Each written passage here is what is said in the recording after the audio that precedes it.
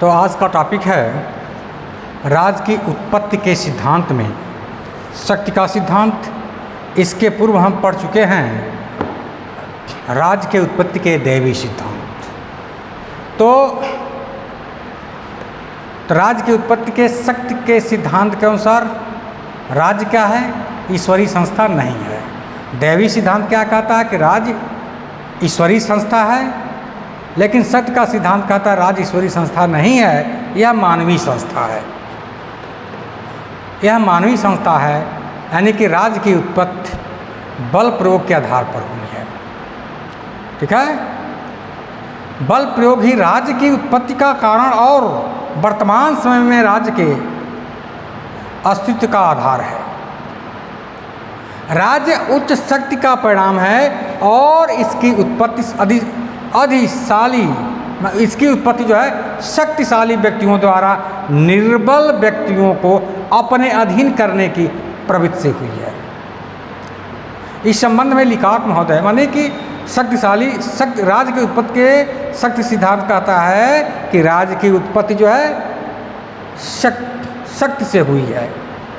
इस संबंध में लिकार्ट महोदय ट्रू ने अपनी पुस्तक में कहा है। ट्रू की पुस्तक क्या है? Original contract. तो ट्रू ने अपनी पुस्तक ओरिजिनल कॉन्ट्रैक्ट में कहा है राज्य की उत्पत्ति उस समय हुई होगी, राज्य की उत्पत्ति उस समय हुई होगी जब किसी मानव दल के नेता ने शक्तिशाली होकर अपने अनुयायियों पर अधिकार जमा कर उन पर अपना शासन लादा होगा। ट्रूमैन कहते हैं राज्य की उत्पत्ति उस समय हुई होगी जब किसी मानव दल के नेता ने शक्तिशाली होकर अपने अनुयायियों पर अधिकार जमा कर उन पर अपना शासन लादा होगा। तो